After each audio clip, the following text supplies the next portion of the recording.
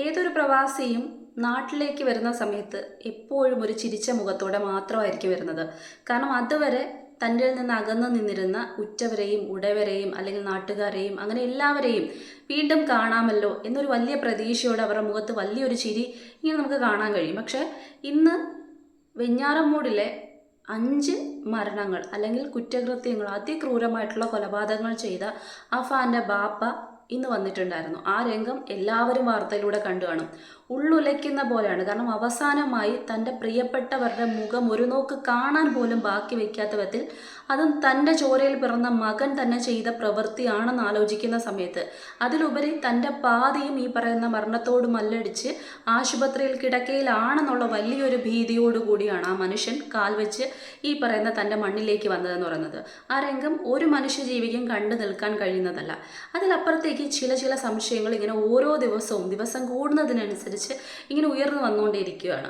പല ഡോക്ടേഴ്സും പറഞ്ഞതായിട്ട് അറിയപ്പെടുന്ന കാര്യം എന്ന് പറയുന്നത്, അഫാൻ്റെ മാനസിക നില എന്ന് പറയുന്നത് ഒരിക്കലും നമുക്കൊന്നും അംഗീകരിക്കാൻ പറ്റാത്തതിലും അപ്പുറത്താണ്, അത് മനസ്സിലാക്കാൻ പറ്റാത്തതിലും അപ്പുറമാണെന്നാണ് പറയുന്നത്. കാരണം ഏതൊരു മാനസിക നില തെറ്റിയ വ്യക്തിയാണെങ്കിൽ പോലും തളം കെട്ടിക്കിടക്കുന്ന ചോരയും അല്ലെങ്കിൽ അതിനെയൊക്കെ കണ്ടു കഴിഞ്ഞാൽ അറപ്പോടെ അവർ മറ്റൊരു അവസ്ഥയിലേക്ക് മാറും. പക്ഷേ അഫാൻ്റെ കാര്യത്തിൽ മറ്റൊരു രീതിയിലേക്കാണ് ഈ കാര്യങ്ങൾ കൊണ്ടെത്തിച്ചത്. പക്ഷേ എപ്പോഴും ഈ പറയുന്ന ബ്ലഡ് ടെസ്റ്റ് ചെയ്തെന്നും പറഞ്ഞുകൊണ്ട് ഡോക്ടേഴ്സ് ആയാലും പറയുന്ന കാര്യം എന്ന് പറയുന്നത്, അതിൽ ഈ പറയുന്ന ലഹരി ഉപയോഗിച്ചിട്ടില്ല, അതായത് മദ്യം ഉപയോഗിച്ചിട്ടുണ്ട്, ബാക്കി മയക്കുമരുന്ന് അങ്ങനത്തുള്ള സ്വാധീനമില്ല എന്ന് പറയുന്നു. ഒന്നും അങ്ങോട്ട് പൊരുത്തപ്പെടാത്ത രീതിയിലാണ്. കാരണം കടം എന്ന ഒറ്റ കാരണം കൊണ്ട് മാത്രം കുടുംബത്തോടൊപ്പം ഇതിനു മുന്നും ഉമ്മയും പറഞ്ഞിട്ടുണ്ടായിരുന്നു നമ്മൾക്ക് മൊത്തത്തിൽ ആത്മഹത്യ ചെയ്യാം. അതെന്തിനെന്ന് മാത്രമാണ് എനിക്ക് മനസ്സിലാവാതെ പോകുന്ന കാര്യം എന്ന് പറയുന്നത്. ഒന്നാമത്തെ കാര്യം എന്ന് പറയുന്നത്, ഇവരുടെ ബാപ്പയ്ക്കുണ്ടായ കടം എന്ന് പറയുന്നത്, ആ കടം ഏകദേശം ഈ പറയുന്ന കച്ചവടം ബാക്കി കാര്യങ്ങളുമായിട്ട് ചേർന്ന് അദ്ദേഹം തന്നെ ഇപ്പം നാട്ടിൽ വന്ന സമയത്ത് പറഞ്ഞിട്ടുള്ളത്, നാട്ടിലും അല്ലാതെയുമായിട്ട് ഏകദേശം 15-20 ലക്ഷം രൂപയുടെ കടം മാത്രമേ എനിക്കുള്ളൂ, അതല്ലാതെ മറ്റൊരു കടവും എനിക്കില്ല. ഈ 65 അല്ലെങ്കിൽ 75 ലക്ഷം രൂപയുടെ അഫാൻ ഉണ്ടാക്കി വെച്ചു, അല്ലെങ്കിൽ അഫാനും അഫാൻ്റെ ഉമ്മയും ചേർന്ന് വാങ്ങിച്ചു എന്ന് പറഞ്ഞത്. 14 ആൾക്കാരിൽ നിന്ന് 65-75 ലക്ഷം രൂപയാണ് കടം വാങ്ങിച്ചിരിക്കുന്നത്. ഇത്രയും വലിയൊരു തുക എങ്ങനെ കടം വന്നു എന്ന് ആ പിതാവിന് അറിയത്തില്ല. അദ്ദേഹം വാ പൊളിച്ച് നിൽക്കുകയാണ് ചെയ്യുന്നത്. അപ്പോൾ പല ആൾക്കാർ വന്ന് കമൻറ്റ് സെക്ഷനിലൂടെ പറയുകയാണ് അവർക്ക് ക്യാൻസർ ആയിരുന്നു, അതുകൊണ്ടായിരിക്കാം ഒരു പക്ഷേ ഇത്തരത്തിലൊരു കടം വാങ്ങിക്കൽ നടന്നതെന്ന്. ഒന്നാമത്തെ കാര്യം മനസ്സിലാക്കേണ്ടത്, ഒരു ഭാര്യയും ഭർത്താവും തമ്മിൽ കാര്യങ്ങൾ പങ്കുവയ്ക്കുന്നത് വലിയ അളവിലായിരിക്കും. നമ്മളെല്ലാം ഈ പറയുന്ന കണക്ക് എനിക്കും ഭർത്താവുള്ളതാണ്. അപ്പോൾ സ്വാഭാവികമായിട്ടും നമുക്ക് നമ്മുടെ കുടുംബജീവിതത്തിനെ കുറിച്ച് അറിയാലോ. അതും ഇത്രയും തകർന്നു നിൽക്കുന്ന ഒരു ഭർത്താവിന് സ്വാഭാവികമായിട്ടും ഭാര്യയുടെ സപ്പോർട്ട് വേണം. ഒരു ക്യാൻസർ പേഷ്യൻ്റ് ആയിട്ടുള്ള രോഗിയായിട്ടുള്ള ഭാര്യയാണെങ്കിൽ ഉറപ്പായിട്ടും ഭർത്താവിൻ്റെ സപ്പോർട്ടില്ലാതെ ഇങ്ങനെ മുന്നോട്ട് പോകാൻ കഴിയില്ല. അപ്പം തൻ്റെ കടങ്ങൾ എത്രത്തോളം തീരുന്നുണ്ട്, എങ്ങനെയാണെന്നുള്ള കാര്യം കൃത്യമായിട്ട് ഈ റഹീം എന്ന് പറയുന്ന വ്യക്തി ഭാര്യ അറിയിക്കുന്നുണ്ടായിരിക്കും. അത്രയും കാര്യങ്ങളിൽ ആശ്വാസം കണ്ടെത്തിക്കൊണ്ടിരിക്കുന്ന സമയത്ത് എന്തിനിവർ മരിക്കാനുള്ള തീരുമാനം എടുക്കണം?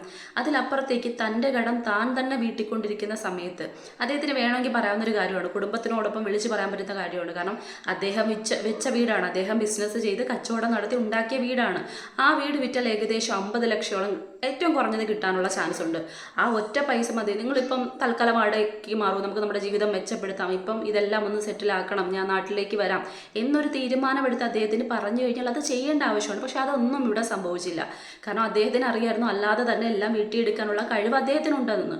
ആ കഴിവ് അല്ലെങ്കിൽ ആ കാര്യത്തെ കൃത്യമായിട്ട് ഭാര്യയെടുത്ത് പറഞ്ഞില്ല എന്ന് വെച്ച് കഴിഞ്ഞാൽ നമുക്ക് വിശ്വസിക്കാൻ പറ്റാത്തൊരു കാര്യമാണ്. ഇനി ഇത്രയും പ്രശ്നങ്ങൾക്കിടയിലായാൽ പോലും ഭാര്യ ഒരു ക്യാൻസർ പേഷ്യൻ്റാണ്, അതിൻ്റെ രോഗാവസ്ഥയുണ്ട്, അതിൻ്റെ ചികിത്സയുണ്ട്, അതിനുള്ള പൈസ ഒന്നും അയക്കാതെ ആ മനുഷ്യൻ 7 വർഷക്കാലം ഗൾഫിൽ നിന്നു എന്ന് പറഞ്ഞു കഴിഞ്ഞാലും വിശ്വസിക്കാൻ പറ്റുന്ന ഒരു കാര്യമല്ല. അപ്പം അതിനുവേണ്ടി മാത്രമാണ് ഇത്രയും ലക്ഷം രൂപ തേടിയെടുത്തു എന്ന് കുറേ ആൾക്കാർ ആ ഉമ്മയെ കുറ്റം പറയരുത് എന്ന് പറഞ്ഞുകൊണ്ട് കമൻ്റ് ഇടുന്ന സമയത്ത് കുറ്റം പറഞ്ഞേ പറ്റൂ. അത് വലിയ രീതിയിലല്ലെങ്കിലും ചെറിയൊരു രീതിയിൽ ആ ഉമ്മയോട് കുറ്റം പറഞ്ഞേ പറ്റുള്ളൂ, അതിന് ഏതവസ്ഥയിലുള്ളതാണെങ്കിലും. കാരണം ആ മനുഷ്യൻ്റെയും ജീവിതം പോയതാണ്, ആ ഇളയ കുഞ്ഞിൻ്റെ ജീവിതം പോയതാണ്, ഈ പറയുന്ന മൂത്ത മകൻ്റെ ജീവിതം പോയി, അവരുടെയും ജീവിതം പോയി. അതിൻ്റെ കാരണങ്ങളിൽ കുറച്ചെന്ന് പറയുന്നത്, ഒരു തരത്തിലും ഈ പറയുന്ന അടിത്തറയില്ലാത്ത ഒരു കുടുംബം, അതായത് പിതാവിൻ്റെ ആ ഒരു വരവ് മാത്രം, അല്ലെങ്കിൽ അദ്ദേഹം കടം വീട്ടിക്കൊണ്ടിരിക്കുന്നു, അവർക്ക് ഉമ്മയ്ക്ക് ജോലിക്ക് പോകാൻ പറ്റില്ല, ഇളയ കുട്ടി പഠിക്കുന്നതാണ്, പിന്നെ പറ്റുന്നത് 23 വയസ്സുള്ളൊരു മകനാണ്. ഈ 10ഉം 15ഉം വയസ്സുള്ള കുട്ടികൾ അവരെ കൊണ്ട് പറ്റുന്ന തരത്തിൽ ജോലി ചെയ്തിട്ട്, അത് സ്വന്തം വീട്ടിലായ പോലും റബ്ബർ വെട്ടിയോ എങ്ങനെയെങ്കിലും എന്തെങ്കിലുമൊക്കെ അവരുടെ പോക്കറ്റ് മണി പഠിക്കാനുള്ള കാര്യങ്ങൾ ഉണ്ടാക്കിയെടുക്കുന്ന നാടാണ് നമ്മുടെ എന്ന് പറയുന്നത്. പോട്ട് 18 വയസ്സാകുന്ന കുട്ടികൾ ജോലിക്ക് പോകുന്നില്ല. ഇവിടെ 20 വയസ്സാകുന്ന കുട്ടികൾ ജോലിക്ക് പോകുന്നില്ലേ? 23 വയസ്സുള്ള അഫാൻ എന്താണ് ജോലിക്ക് പോയത്? പല ജോലിയും ചെയ്തിട്ടുണ്ടായിരുന്നു. അത് ബാപ്പ തന്നെ പറയുകയും ചെയ്തു. അപ്പം ഒരു കുടുംബം ബാപ്പയുടെ തന്നെ കാര്യമില്ലാതെ അല്ലെങ്കിൽ പൈസ ഇല്ലാതെ തന്നെ കൊണ്ടുപോകാനുള്ള എല്ലാ പ്രാപ്തിയും അവനുണ്ട്, ആരോഗ്യസ്ഥിതിയുണ്ട്, എല്ലാ കാര്യങ്ങളും ഉണ്ട്. എന്നിട്ടും അവനില്ലാത്ത അല്ലെങ്കിൽ അവൻ ജോലി ചെയ്ത് ഉണ്ടാക്കാത്ത, കടം മേടിച്ചുണ്ടാക്കിയ പൈസയിൽ ആർഭാട ജീവിതം നയിക്കുന്നവൻ തന്നെയായിരുന്നു അവൻ. കാരണം ഹിമാലയൻ ബുള്ളറ്റ്, അതല്ലാതെ കാറ്, ഇങ്ങനെയുള്ള കാര്യങ്ങൾ കുറച്ച് മാസങ്ങൾക്ക് മുന്നാണ് ഒരു വണ്ടി ഇരിക്കെ തന്നെ അടുത്തൊരു വണ്ടി അവൻ വാങ്ങിച്ചു കൂട്ടുന്നത്. ഇതൊക്കെ ആ ഉമ്മയുടെ അറിവില്ലാതെയാണ് അവിടെ സംഭവിക്കുന്നതെന്ന് പറയുന്നത്. അപ്പോൾ സ്വാഭാവികമായിട്ടും ഇത് കണ്ടിരിക്കുന്ന ഈ പറയുന്ന വാപ്പയുടെ വീട്ടുകാർ, അത് തന്നെയാണ് ലത്തീഫിനും എന്ന് പറയുന്ന ആ വ്യക്തിയോട് ഇത്രയധികം വൈരാഗ്യം തോന്നാനുള്ള കാരണം എന്ന് പറയുന്നത്. സ്നേഹിച്ച ഫർസാന എന്ന് പറയുന്ന പെൺകുട്ടിയെ കല്യാണം കഴിക്കുന്ന കാര്യം പറയുന്ന സമയത്ത് ആ ലത്തീഫ് എന്ന് പറയുന്ന പാപ്പയുടെ സഹോദരൻ പറഞ്ഞ ചില കാര്യങ്ങളുണ്ട്. അതായത് ഒരു അടിത്തറയില്ല, നീ ആദ്യം ഒരു ജോലി സമ്പാദിക്കൂ, എന്നിട്ട് കടമൊക്കെ ഒരു ഇതാക്കിയതിനു ശേഷം എന്ന് പറയുന്ന സമയത്ത് അവിടെ അദ്ദേഹത്തിനോട് ദേഷ്യം തോന്നുവാണ്. അതിലപ്പുറത്തേക്ക് നിങ്ങളുടെ ഈ പറയുന്ന വരവിനേക്കാൾ കൂടുതലുള്ള ചെലവാക്കൽ, അതിനെക്കുറിച്ചും അദ്ദേഹം പലപ്പോഴായിട്ട് ഈ പറയുന്ന ഉപദേശങ്ങൾ നൽകിയിട്ടുണ്ട്. ഇതെല്ലാം വലിയ രീതിക്ക് തെറ്റിലേക്കാണ് ഇയാളുടെ മനസ്സിൽ, അതായത് 23 വയസ്സുകാരനായിട്ടുള്ള അഫാൻ്റെ മനസ്സിൽ നിറഞ്ഞു കയറിയെന്ന് പറയുന്നത്. ഉമ്മുമ്മയെ കൊന്നതിൻ്റെ പിന്നിലും മാല കൊടുക്കാത്ത വലിയ കാര്യമായിട്ട് എടുത്തൊരു പക മാത്രമല്ല, ഈ പയ്യൻ്റെ ഉമ്മയെക്കുറിച്ച് ആ ഉമ്മ കുറേയധികം കാര്യങ്ങൾ പറഞ്ഞിട്ടുണ്ടായിരുന്നു. ഈ പറയുന്ന കടം കൂട്ടുന്ന കാര്യങ്ങൾ അല്ലെങ്കിൽ ആർഭാട ജീവിതത്തെക്കുറിച്ചുള്ള കാര്യങ്ങൾ, അതും വാർത്തയായിട്ടുള്ള കാര്യം തന്നെയാണ്. അതും ദേഷ്യത്തിലേക്ക് കടന്നു. ഇനി മറ്റൊരു കാര്യം നമുക്ക് കൃത്യമായിട്ട് മനസ്സിലാക്കാൻ പറ്റുന്നത്, ഇവർ വലിയൊരു കുടുംബമാണെന്ന് പറഞ്ഞു കഴിഞ്ഞാലും അങ്ങോട്ടും ഇങ്ങോട്ടും യാതൊരു തരത്തിലും മാനസികമായിട്ടുള്ള അടുപ്പമോ മറ്റോ അല്ലെങ്കിൽ ഒരു ആശ്രിതത്വമോ അല്ലെങ്കിൽ അതിലപ്പുറത്തേക്ക് സഹായിക്കലോ അങ്ങനെ ഒന്നുമില്ലെന്ന് കൃത്യമായിട്ട് ഓരോ ആൾക്കാരുടെ ഡയലോഗ്സും മുഖഭാവങ്ങളും കാണുമ്പം കൃത്യമായിട്ട് മനസ്സിലാക്കാൻ പറ്റുന്നുണ്ട്. അതും ഇതിലേക്ക് ശത്രുത കൂട്ടുന്നതിലേക്ക് ഒരു ഘടകമായിട്ടുണ്ടായിരിക്കും. ഈ പറയുന്ന ലത്തീഫ് എന്ന് പറയുന്ന ആ വ്യക്തി തന്നെയാണ് ഇവരുടെ ഈ പറയുന്ന ക്യാൻസർ പേഷ്യൻ്റ് ആയിട്ടുള്ള ഷെമി എന്ന് പറയുന്ന അഫാൻ്റെ ഉമ്മയെ ട്രീറ്റ്മെൻറ്റിന് ബാക്കി കാര്യങ്ങൾക്കൊക്കെ കൊണ്ടുപോവുകയും കൊണ്ടുവരികയൊക്കെ ചെയ്തുകൊണ്ടിരുന്നത്. അപ്പോൾ അത്രയും സഹായിയായിട്ട് ഒരുപക്ഷെ ബാപ്പയുടെ സ്ഥാനത്ത് നിന്നിരുന്ന വ്യക്തിയാണ് അദ്ദേഹം എന്ന് പറയുന്നത്. അപ്പം അദ്ദേഹത്തിനോട് ഇത്രയും പക തോന്നി. കാരണം ബാപ്പ കൊടുക്കേണ്ട നിർദ്ദേശങ്ങൾ കൊടുത്തുകൊണ്ടിരുന്ന വ്യക്തിയാണ് ലത്തീഫ്. അപ്പം ഉറപ്പായിട്ടും ആ സ്ഥാനത്ത് നിന്നുള്ള ഉപദേശം തന്നെയായിരിക്കും കൊടുത്തുകൊണ്ടിരിക്കുന്നത്. ഒരു ഉമ്മയ്ക്ക് മാത്രമായിരിക്കും മക്കളെ, അതായത് 7 വർഷമായിട്ടാണ് ആ മനുഷ്യൻ അവിടെ കുടുങ്ങിയതെന്ന് പറയുന്നത്, അല്ലെങ്കിൽ വരാതായതെന്ന് പറയുന്നത്. 7 വർഷക്കാലമായിട്ട് വരുന്നില്ല. അപ്പം 23 വയസ്സുകാരൻ്റെ വയസ്സെടുത്ത് നോക്കിയാൽ നമുക്ക് കൃത്യമായിട്ട് മനസ്സിലാക്കാൻ പറ്റുന്ന കാര്യമാണ് ഒരു 16 വയസ്സ്. അതിനുശേഷമാണ് ഈ ഒരു സംഭവങ്ങളൊക്കെ സംഭവിച്ചു തുടങ്ങുന്നതെന്ന് പറഞ്ഞാൽ. ആ 16 വയസ്സായാലും ഇനി എന്തോ ആയാലും മാതാപിതാക്കൾ പറഞ്ഞാൽ കേൾക്കുന്ന മക്കളെ വളർത്തിയെടുക്കാൻ മാതാപിതാക്കൾക്ക് കഴിയും. അത് ആ രീതിക്ക് വളർത്തിയെടുത്താൽ. ഇതിൻ്റെ കാര്യത്തിൽ വളർത്തിയെടുക്കൽ ശരിയല്ലായിരുന്നു എന്ന് ആദ്യമേ മനസ്സിലാക്കാൻ പറ്റും. കാരണം ഈ എലിവിഷം കഴിക്കുന്നത് ഇവൻ ആദ്യത്തെ സംഭവമല്ല. ഇതിന് മുന്നേ 6ലോ 7ലോ എന്തോ പഠിക്കുന്ന സമയത്ത് തന്നെ ഇവൻ എലിവിഷം കഴിച്ചിട്ടുണ്ട്. അത് ഇവൻ ചോദിച്ച കാര്യം വാങ്ങിക്കൊടുക്കാത്തതിൻ്റെ പേരിൽ നിർബന്ധ ബുദ്ധിയ ചെയ്ത ചില കാര്യങ്ങളും വെളിയിൽ വന്നിട്ടുള്ള കാര്യമാണ്. അപ്പം സ്വാഭാവികമായിട്ടും മക്കളെ വളർത്തുന്നതിൽ വരുന്ന കുറേയധികം വീഴ്ചകളും ഈ ഒരു കുറ്റകൃത്യത്തിലേക്ക് നയിക്കുന്നതിന് ചില കാരണമായിട്ടുണ്ട്. അത് ഉറപ്പായിട്ടുള്ളൊരു കാര്യം തന്നെയാണ്. അതായത് 23 വയസ്സുകാരനായിട്ടുള്ള ഒരു വ്യക്തിക്ക് ഈ പറയുന്ന വാപ്പ ഉണ്ടാക്കിയ കടത്തിൻ്റെ പേരിൽ വാപ്പയോട് ദേഷ്യം വരേണ്ട കാര്യമില്ല. കാരണം അവൻ സഹായിച്ചിട്ടില്ല. അവൻ തൊഴിലെടുത്ത് ബാപ്പയുടെ കടം ഓരോന്നും ഞാൻ ഓരോ മാസത്തിലും തീർക്കാൻ അവൻ ആർക്കും വാഗ്ദാനം കൊടുത്തിട്ടില്ല. അവൻ അത് ചെയ്തിട്ടുമില്ല. അതിലപ്പുറത്തേക്ക് ബാപ്പയ്ക്കുള്ള പൈസ അയച്ചു കൊടുക്കാൻ വേണ്ടി, കടം തീർക്കാൻ വേണ്ടി എന്ന് നാട്ടിൽ പറഞ്ഞുകൊണ്ട് നാട്ടുകാരിൽ നിന്ന് പൈസ വാങ്ങിച്ചിട്ട് അവനത് മറ്റെന്തിനോ കാര്യത്തിനൊക്കെ വേണ്ടിയിട്ട് അവൻ്റെ ആർഭാട ജീവിതത്തിലേക്ക്, അത് തന്നെയാണ് ഈ പറയുന്ന ബൈക്കും ബാക്കി കാര്യങ്ങളും, അതിനുവേണ്ടി ഉപയോഗിച്ചുള്ള ഒരു മകനാണ്. കടത്തിൻ്റെയോ അല്ലെങ്കിൽ സ്നേഹബന്ധത്തിൻ്റെയോ ഒരു വിലയും അറിയാത്തൊരു മകൻ. അങ്ങനൊരു മകനെ വളർത്തിയെടുക്കുക അല്ലെങ്കിൽ ചെയ്യേണ്ട കാര്യം, ആ ഉമ്മ തെറ്റുകാരി എന്ന് ചെറിയൊരു അളവിലെങ്കിലും ഞാൻ പറയാനുള്ള കാരണം എന്ന് പറയുന്നത്, ഭർത്താവിനോട് ഇത്രയും കടക്കണിയിൽ നിൽക്കുന്ന അല്ലെങ്കിൽ അതിൽ നിന്ന് വീട്ടുകാരെ പോലും കാണാതെ മാറി നിന്ന് ആരുടെ തലയിലും ഈ കടമൊന്നും ആവണ്ട എന്ന് വിചാരിച്ച് സ്വന്തമായി കടം വീട്ടി നെഞ്ച് ഈ പറയുന്ന പുകഞ്ഞുകൊണ്ടിരിക്കുന്ന തൻ്റെ പാതിയായിട്ടുള്ള ഭർത്താവിനോട് പറയേണ്ട കാര്യങ്ങൾ പറയേണ്ട സമയത്ത് പറയണം. ഞാൻ പ്രസവിച്ച മകനല്ലേ, അതുകൊണ്ട് ഒന്നും പറയാതിരിക്കാം, മറച്ചു വയ്ക്കാം എന്ന് കരുതി അവൻ്റെ സ്വഭാവ വൈകൃതങ്ങളെക്കുറിച്ചും അവൻ്റെ രീതികളെക്കുറിച്ചും തുറന്ന് പറയാതിരുന്നതിൻ്റെ പേരിൽ തന്നെയാണ് ഇത്രയും ഈ പ്രശ്നങ്ങൾ വഷളായി പോയതെന്ന് പറയുന്നത്. അല്ലെങ്കിൽ ഇതിലപ്പുറത്തേക്ക് എപ്പോഴേ ആ മനുഷ്യൻ ഇതെല്ലാം പറഞ്ഞിരുന്നെങ്കിൽ ഉറപ്പായിട്ടും ആ മനുഷ്യൻ എടുക്കാൻ പറ്റുന്ന കുറേയധികം തീരുമാനങ്ങളുണ്ട്.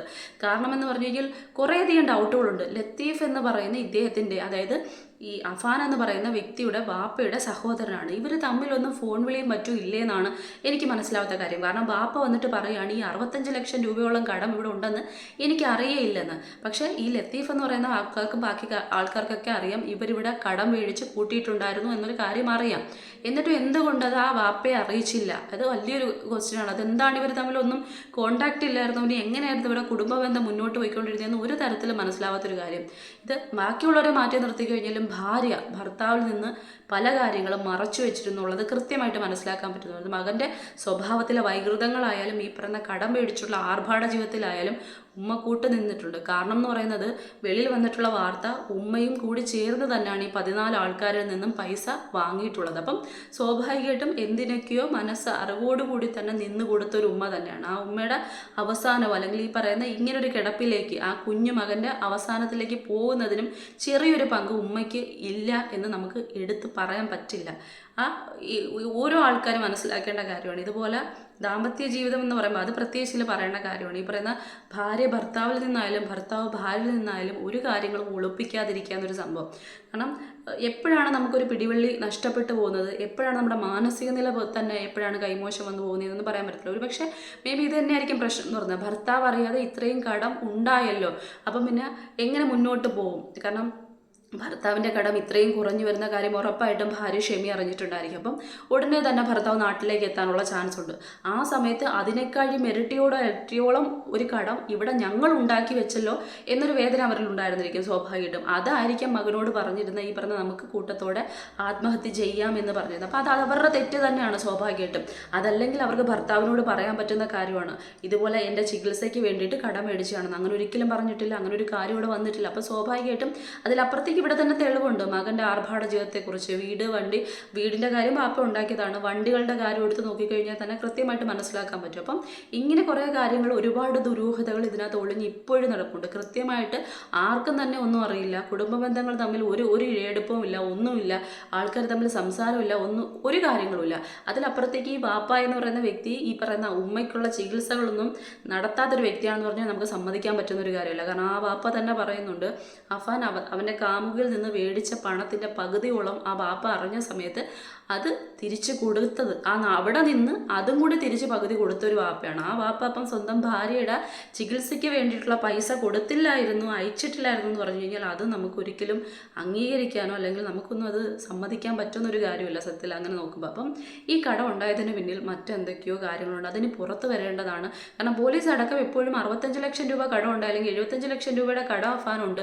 പക്ഷെ അത് എങ്ങനെ ഉണ്ടായി എന്ന് പോലീസിനും അറിയില്ല, ഒരു രീതിക്കും അറിയില്ല. ഒരു കടത്തിൻ്റെ പേരിൽ മാത്രം ഇത്രയും കൊലപാതകങ്ങൾ, അതും ഈ പറയുന്ന അനുജനെ എന്തിനു കൊല്ലണം, ആ പെൺകുട്ടിയെ എന്തിനു കൊല്ലണം, ആ പെൺകുട്ടിയോട് എല്ലാവരെയും കൊന്നു എന്ന് പറഞ്ഞതിന് ശേഷം ഇനി എന്ത് ചെയ്യും എന്ന് ചോദിച്ച സമയത്താണ് ആ പെൺകുട്ടിയെ അടിച്ചു കൊന്നതെന്ന് പറയുന്നത്. അപ്പം നമുക്ക് വേറൊരു രീതിക്കും ചിന്തിക്കാൻ പറ്റും സ്വാഭാവികമായിട്ടും.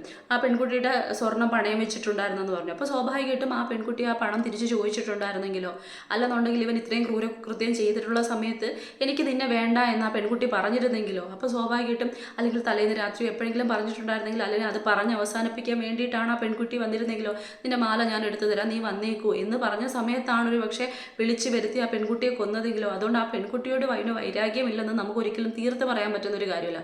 അത് അവരിൽ മാത്രം നിൽക്കുന്ന ഒരു കാര്യമാണ്, അത് അവർക്ക് മാത്രം അറിയുന്ന ഒരു കാര്യമാണ്. അങ്ങനെ ഒരുപാട് നിഗൂഢതകൾ ഇപ്പോഴും അവസാനമായി നിൽക്കുന്ന ഒരു കേസ് തന്നെയാണ് ഇതെന്ന് പറയുന്നത്.